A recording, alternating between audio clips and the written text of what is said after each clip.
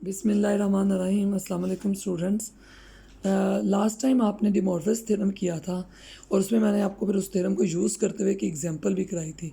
उसी से ये एक्सरसाइजेज हैं। Sine 5 theta is equal to sine 5 theta minus 10 sine 3 theta cos square theta plus 5 sine theta cos 4 theta. अब अगर आप देखें इससे मल्टीपल से आपको पता चल रहा है कि यहाँ 5 है, तो मीन्स वहाँ डी मॉर्फिस थ्योरम में एन की जगह आपने 5 लेना है। फॉर एग्जाम्पल जैसे मैं आपको दिखाती हूँ, ये आपने किया था de Moivre's theorem cos theta plus iota sine n theta is equal to this one. अब वहाँ 5 आपने मल्टीपल में लेना है, तो आप एन की जगह 5 ले लें। तो आपको मालूम है कि ये 5 एंगल में चला जाएगा। अब इसकी साइड बदल दें, जैसे मैंने आपको एक एग्जांपल करवाई थी। अब उसमें इसमें ये ऊपर 5 है पावर, तो ऊपर 5 जब होता है तो उस वक्त आपको पता है, ये मैंने आपको उस दिन टेबल बताया था, तो ये 1 5 10 10 5 1 वाला हम यूज़ करेंगे। तो जब इसको हम यूज़ करेंगे फिर हम इसको इस पर अप्लाई करेंगे और कंपेयरिंग करेंगे इमेजिनरी पार्ट को कि साइन इमेजिनरी पार्ट है, तो आपके पास अपने आप ये आ जाएगा। इसी तरह आप ये वाला क्वेश्चन कर लेंगे, इसमें आप कोस 4 थीटा निकाल लेंगे, फिर रीअरेंज करके आपके पास ये एक्सप्रेशन आएगा। इसमें आपने कोस 3 थीटा और साइन 3 थीटा दोनों निकालने हैं। फिर उसमें ये इतना इंपॉर्टेंट नहीं है, ये दो क्वेश्चन ज़्यादा इंपॉर्टेंट यही है जो मैंने टिक किए हुए हैं, ठीक है। तो आपने ये कर लेंगे, हो जी ईजीली जाएगा। वही एक्सप्रेशन जो आप निकालेंगे उसी से ये चीज़ें निकल आएंगी। फिर उसके बाद एक क्वेश्चन है, show that 2 plus iota conjugate whole square over 3 minus 4 iota is equal to 1। कैसे करेंगे इसको? 2 प्लस एयोटा का कॉन्जुगेट आ जाएगा 2 माइनस एयोटा। जब 2 माइनस एयोटा आएगा उसका स्क्वायर लेंगे, स्क्वायर लेके जो रकम आएगी उसके नीचे ये रैशनलाइज करेंगे, तो आप देखेंगे कि 1 आ जाएगा। इसे आपने खुद करना है। Over next topic is roots. इसे समझने के लिए मैं आपको एक एग्जाम्पल दूंगी। एग्जाम्पल से समझने के बाद बेशक ये थ्योरी आप खुद पढ़ते रहें, लेकिन खुद पढ़ लीजिएगा, फिर आप अंडरस्टैंड करेंगे। मैं आपको बताती हूँ ये रूट्स क्या होते हैं। अब जैसे रूट्स आप आम जैसे निकालते रहे हैं पहले भी, कम्प्लेक्स नंबर में रूट्स क्या होते हैं। जैसे आपके पास 1 है, 1 is a complex number, yes 1 is can be written as 1 plus 0 iota, 1 plus 2 iota is a complex number, 3 plus 4 iota is a complex number. मैं आपसे कहती हूँ find cube root of unity. Unity का मतलब है 1, तो 1 तो कम्प्लेक्स नंबर है। क्यूब रूट का मतलब है कि आपने 1/3 लिखना है 1 पे। तो z is equal to let कर लेंगे हमेशा, z इज इक्वल टू 1/3। तो जब ये 3 उधर जाएगा तो z cube is equal to 1 आ जाएगा। तो अब मुझे बताएं कि क्यूब है, इसका मतलब 3 रूट आने हैं। क्यूब रूट से भी पता है 3 रूट आने हैं, लेकिन ये इक्वेशन बन गई जिसमें z की पावर 3 है, इसका मतलब 3 रूट निकालने हैं आपने। 1 को आप लिख सकते हैं 1 प्लस 0 एयोटा, बिल्कुल लिख सकते हैं। अब इसके बाद अगर सपोज आपके पास कहूँ कि find 5th root of unity, तो z आ जाएगा 1⁵1/5, फिर 5 उधर चला जाएगा, ये 1, और इसको ऐसे लिख सकते हैं। इसी तरह आप इसका भी कह सकते हैं कि 1 प्लस 2 एयोटा का क्यूब रूट निकालें। n रूट सपोज मैं आपको कह देती हूँ, मैं आपको नहीं कहती कि आप क्यूब रूट निकालें, आप n रूट निकालें, आपको मैं 4 रूट कह देती हूँ किसी कम्प्लेक्स नंबर का। तो आप कैसे निकालेंगे? जैसे ये देखें, ये z is equal to 1 plus 2 iota, इसका 4 रूट है, 4 उधर जाएगा, ये कम्प्लेक्स नंबर आ गया। अभी मैंने आपको पहला स्टेप बताया है कि जब भी किसी के क्यूब रूट कहे अब तो कैसे निकालना है। जैसे टाइम्स आपको कहे कि nth रूट निकालें, n रूट निकालें यूनिटी का, तो ऐसे आएगा।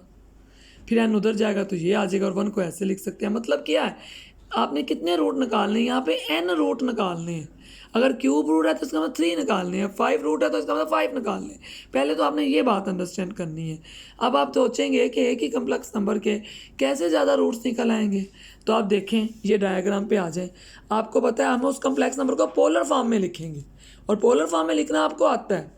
अगर एंगल ये है तो एक रोटेशन के बाद भी एंगल वही होगा, तो हम जस्ट उसका एंगल बदलते जाएंगे कि पहले π/3 पे ये रूट निकल आया, एक रोटेशन आई तो फिर वहीं पे हम आ गए, तो फिर एक और रूट निकल आया, एक और रोटेशन आई तो फिर हम वहीं आ गए, तो वो वाला एंगल लगाएंगे। मतलब डिफरेंट एंगल से डिफरेंट रूट।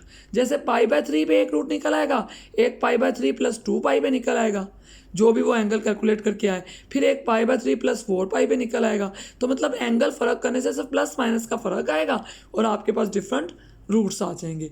रूट्स इस तरह से डिफरेंट आएंगे। अगर आपके पास 3 क्यूब रूट है तो 3 निकालने हैं, अगर आपके पास 5 रूट है तो 5 निकालने हैं, n रूट है तो आपने n निकालने हैं पहले। और कैसे आपने ये चीज़ जो मैंने अभी आपको बताई ना, मैं आपको ये दोबारा बताऊंगी, लेकिन पहले मैं यूनिटी के n रूट पे हम जाते हैं, हम जनरल केस लेते हैं जी। ये देखें, find the nth root of unity. अब आपके पास z इक्वल 1 के ऊपर 1/n आ जाएगा। अब आप जब देखेंगे कि ये 1/n आ गया है तो is equal to 1 + 0 Etah whole raise to power 1/n। आपने इसको ऐसे लिख दिया, इसको 1 को लिख सकते हैं 1 + 0 एटा। हाँ जी, दोबारा देखें, find the nth root of unity. जी आ गया 1 रेज़ टू पावर 1/n। आप n उधर भी लेके जा सकते हैं तो 1 आ जाएगा, 1 को लिख सकते हैं 1 + 0 एटा। और इसकी पोलर फॉर्म मैंने कहा था हमेशा लिख लेनी है और फिर एंगल बदल देने हैं जितने रूट चाहिए। 1 + 0 एटा है तो इसका आपका 1 पॉजिटिव है, तो इसका प्रिंसिपल आर्गूमेंट क्या होगा, टेंजेंट इनवर्स y/x, जो मैंने यहाँ कहीं किया होगा, ये देखें तो ये वहाँ नोट्स में भी होगा। तो वो जी मॉडल्स की वैल्यू क्या आएगी, 1 square + 0 square is equal to 1 आ जाएगी। तो मैंने सब कुछ यहाँ लगा दिया, 1 का कोई फ़र्क नहीं पड़ता। अब ये करने के बाद, पोलर फॉर्म लिखने के बाद दोबारा उस n को ऊपर ले जाओ, ले गए। अब आपको डी मॉर्विस थ्योरम के मुताबिक अब मालूम है कि ये पावर जो है वो इधर आ जाती है, मैं पावर इधर ले आई, ठीक है। ये आपका एक रूट आया, अब आप इसको जनरलाइज करें। वो जनरलाइज जो किया है वो उसी केस पे किया है कि जैसे जैसे रोटेशंस बढ़ती जाएंगी, एक रोटेशन के बाद फिर वहीं आ जाएंगे, दूसरी रोटेशन के बाद फिर वहीं आ जाएंगे। तो अब मैं उस एंगल में 2k पाई कर दूंगी, मतलब जब k 0 होगा तो 2 मतलब वही एंगल आ जाएगा। जब k 1 लूँगी तो 2 पाई ऐड हो जाएगा, k 2 लूँगी तो 4 पाई ऐड हो जाएगा। जब भी जनरलाइज करना है तो आपने इस एंगल में इसे मल्टीपल नहीं करना है इस पावर के साथ, हमने सिर्फ एंगल को जनरलाइज करना है। एंगल के जो भी है, यहाँ तो बाई चांस 0 है, कुछ भी हो सकता है, 0 + 2k पाई। अब 0 में उस एंगल को पहले प्लस कर लो क्या आता है, यहाँ पे क्योंकि 2k पाई आएगा मैंने वैसे ही लिख दिया। अब जब ये 2k पाई आपके पास ये एक्सप्रेशन आ गया, अब k की वैल्यूज़ क्या होंगी, k को 0 लेंगे, अब n तक जाना है। अगर 3 रूट हों तो k को 0, 1 और 2 लेंगे। अगर 3 रूट हों तो k को 0, 1 और 2 लेंगे तो 3 पूरे हो जाएंगे। देखो 1, 2 और 3 आ गए, मतलब 3 रूट निकालने हैं तो 2 तक जाना है, 4 रूट निकालने हैं तो 3 तक जाना है, n रूट निकालने हैं तो k ने n-1 एक कम तक जाना है। पहले तो ये बात समझे। तो ये आ गई आपके पास, ये एक्सप्रेशन आ गया। इस एक्सप्रेशन के बाद नीचे वाली चीज़ नहीं अभी मैं बताऊंगी, पहले इतनी बात ये मेरे पास आ गया।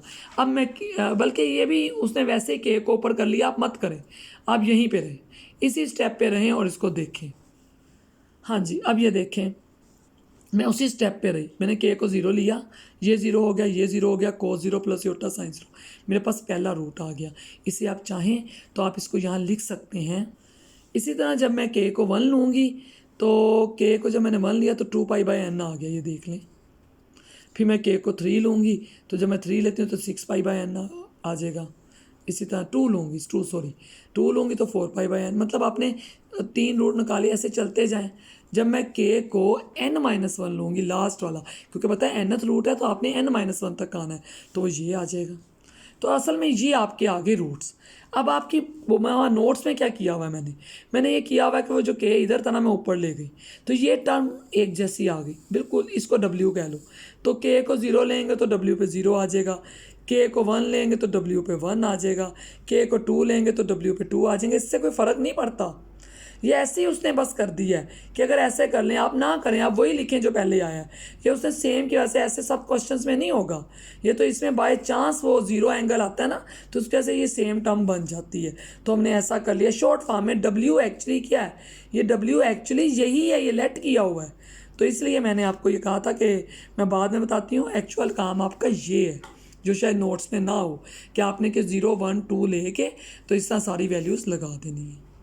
अब इसमें देखें, ये आपको एक और कम्प्लेक्स नंबर दिया, उसने कहा इसके 4th रूट निकालें, 1/4 लिखेंगे, 4 को उधर ले जाएंगे, ये आ जाएगा।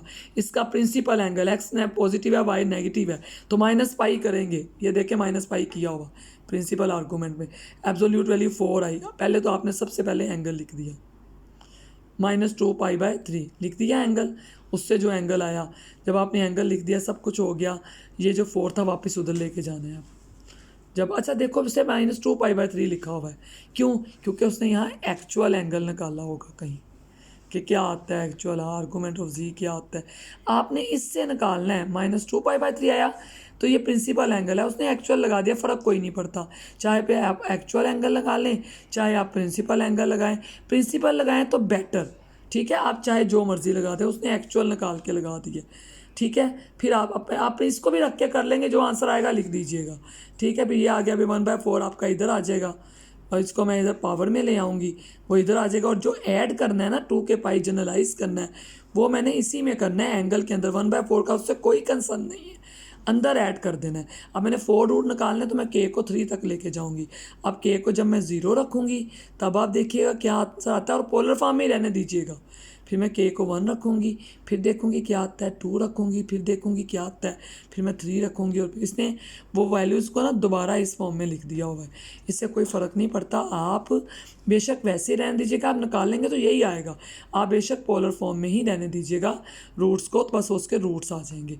इसमें कोई प्रॉब्लम होगी तो फिर डिस्कस कर लेंगे। अब इसका गौर से आप देख लीजिएगा। ये बेटा एक एक्सरसाइज है, ये मैंने यहाँ बताई हुई है। Find the cube root of iota, iota का मतलब है 0 plus iota. Find the fifth root of 1, मतलब 1 + 0 एयोटा, फिर इसका रूट निकालें। इनकी ये आपकी एक्सरसाइज है। अगर आप इसमें से नहीं कोई होगा तो मेरे पास सोल्यूशन मैंने किए हुए हैं, मैं कुछ सेंड कर दूंगी, अभी नहीं, आप इसको खुद करें, ठीक है। ये मैंने पेंसी की बुक से लिया हुए हैं, आप इसको खुद ट्राई कीजिएगा।